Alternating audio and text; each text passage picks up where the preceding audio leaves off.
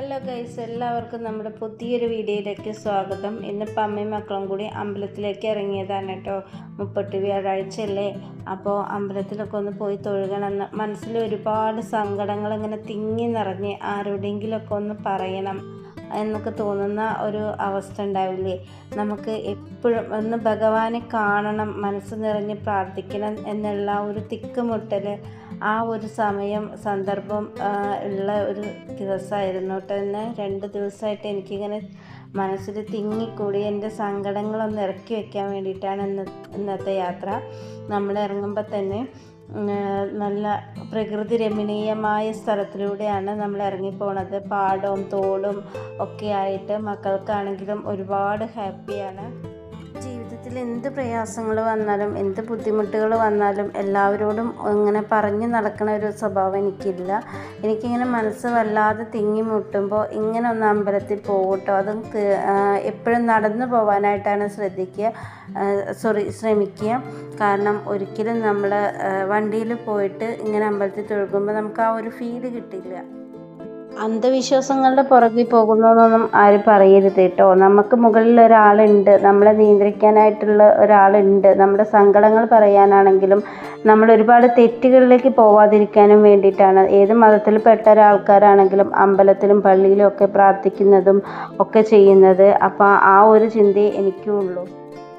Video എടുത്തു തന്നത് ശ്രീകുട്ടിയാണ് കേട്ടോ. അത്യാവശ്യം നല്ല രീതിക്ക് തന്നെ ക്യാമറ ഷെയ്ക്കായിട്ടുണ്ട്, അത്ര ക്ലാരിറ്റി ഒന്നുമില്ല. അപ്പോൾ ഇങ്ങനെ എനിക്കൊരാളെ ഹെൽപ്പില്ലാതെ ഇങ്ങനെ വീഡിയോ എടുക്കാൻ പറ്റില്ലായിരുന്നു അമ്പലത്തേക്ക് നടന്നു പോകുന്ന സമയത്ത്. അതുകൊണ്ടാണ് ഞാൻ അവളുടെ കയ്യിൽ ഫോൺ കൊടുത്തിട്ടുണ്ടായിരുന്നത്. അപ്പോൾ നമ്മുടെ ശ്രോതാക്കൾ എന്ന് തന്നെ പറയാം, നമ്മുടെ ചാനൽ കണ്ടുകൊണ്ടിരിക്കുന്ന ആൾക്കാർ അതൊന്ന് ക്ഷമിക്കുക. അപ്പോൾ വിശേഷ ദിവസങ്ങളിൽ പ്രധാനപ്പെട്ട വഴിപാടുകളും നല്ല തിരക്കുകളും ഉള്ള ഒരമ്പലമാണ്. ഇന്ന് ഞങ്ങൾ ചെന്നപ്പോൾ പ്രത്യേകിച്ച് തിരക്കുകളോ കാര്യങ്ങളോ ഒന്നുമില്ല. ഭഗവാനെ കാണും കുളിർക്കെ കണ്ടു. എനിക്കുണ്ടല്ലോ അമ്പലത്തിൽ പോയ കുറച്ച് മനസ്സമാധാനമായിട്ട് സാവധാനം തൊഴുകണം കേട്ടോ. ഒരുപാട് സങ്കടങ്ങൾ പറഞ്ഞങ്ങോട്ട് കരഞ്ഞ് പ്രാർത്ഥിക്കുകയൊന്നുമില്ല. പക്ഷേ മനസ്സിലുള്ള കുറച്ച് ഭാരങ്ങൾ അവിടെ ഇറക്കി വയ്ക്കും. കുറച്ചൊരു മനസ്സിന് പോസിറ്റീവ് എനർജി നിറച്ചിട്ടേ ഞാൻ തിരികെ പോരുള്ളൂ. അങ്ങനെ എപ്പോഴൊന്നും അങ്ങനെ അമ്പലത്തിൽ പോവില്ല. പോയി കഴിഞ്ഞാൽ മനസ്സമാധാനമായിട്ട് പ്രാർത്ഥിച്ച് തിരിച്ചു പോരണം. തൊഴുതിട്ടും മതിയാവുന്നില്ല എന്ന് പറയില്ലേ, ആ ഒരു അവസ്ഥയായിരുന്നു അമ്പലത്തിൽ പോയപ്പം.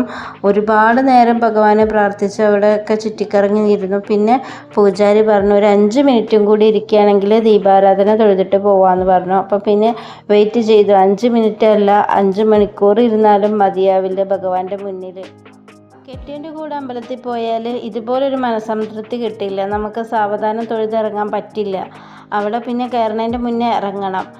എല്ലാത്തിനും സ്പീഡുള്ള പോലെ തന്നെ ഈ ഒരു കാര്യത്തിനും അങ്ങനെ തന്നെയാണ്. എന്താണ് ഇങ്ങനെ പ്രാർത്ഥിക്കാൻ, എന്താണ് ഇത്ര പറയാനുള്ളത്, എല്ലാം ഭഗവാൻ കാണുന്നതല്ലേ എന്നാണ് പറയാറ്.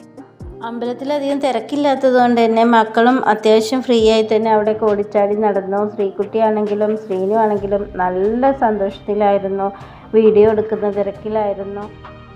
എത്ര ശ്രമിച്ചാലും നമ്മൾ വിചാരിച്ചൊരു നേട്ടം കിട്ടാതെ വരുന്ന സമയത്ത് നമ്മുടെ മനസ്സ് അങ്ങോട്ടും ഇങ്ങോട്ടും ഒന്ന് ചഞ്ചലമാടില്ലേ, ഒന്ന് അടിയുലയും. അങ്ങനെയുള്ള ആ അടിയുലയം ഇച്ചിരി നിർത്തി ഒന്ന് നല്ല സ്റ്റഡിക്ക് നിർത്താൻ വേണ്ടിയിട്ടാണ് ഇടയ്ക്ക് ഇങ്ങനെയുള്ള ഒരു അമ്പലയാത്രയും അതുപോലെ തന്നെ എല്ലാം പിന്നീട് പൂർവാധികം ഒരു എനർജിയോട് കൂടെ മുന്നോട്ട് പോകാനും ഒക്കെ സാധിക്കുന്നത്. ഒരുപാട് സന്തോഷത്തോടെയും ഒരുപാട് പ്രതീക്ഷയോടെയും തുടങ്ങിയിട്ടുള്ളൊരു യൂട്യൂബ് ചാനലാണിത്. അപ്പോൾ ഈ ഒരു ചാനലിലെ വീഡിയോസ് കാണുന്ന ആൾക്കാർ സബ്സ്ക്രൈബ് ചെയ്യാനും അതുപോലെ തന്നെ വീഡിയോ ഇഷ്ടപ്പെടുകയാണെന്നുണ്ടെങ്കിൽ ഫ്രണ്ട്സിനും റിലേറ്റീവ്സിനൊക്കെ ഒന്ന് ഷെയർ ചെയ്ത് കൊടുക്കണം. എല്ലാവരും നമ്മളെ പരിഗണിക്കണമെന്നില്ല, എല്ലാവരും നമ്മളെ ഇഷ്ടപ്പെടണമെന്നില്ല. അപ്പോൾ നമ്മളെ ഇഷ്ടപ്പെടുന്നവരും പരിഗണിക്കുന്നവരും കൂടെ ഉണ്ടെന്ന് അറിയുമ്പോൾ ഒത്തിരി സന്തോഷം.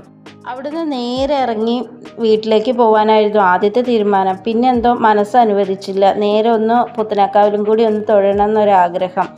അപ്പോൾ പിന്നെ നേരെ മെയിൻ റോഡിൽ കൂടെ 10 മൈൽസ് കൂടെ നേരെ മുണ്ടിയമ്പറമ്പ് കൂടെ പോയിട്ടോ. ലക്ഷ്മി വീടിൻ്റെ അത് കൂടെ നടന്നു പോകുമ്പോൾ മനസ്സിൽ ചെറിയൊരു പേടിയുണ്ട്. ഒന്നാമത്തെ നേരം ഒന്ന് ഇരുട്ടി തുടങ്ങുകയാണ്. നായ്ക്കളെയും പട്ടികളെയും പിന്നെ മനുഷ്യന്മാരെയും ചെറിയൊരു പേടിയൊക്കെ ഉണ്ട്.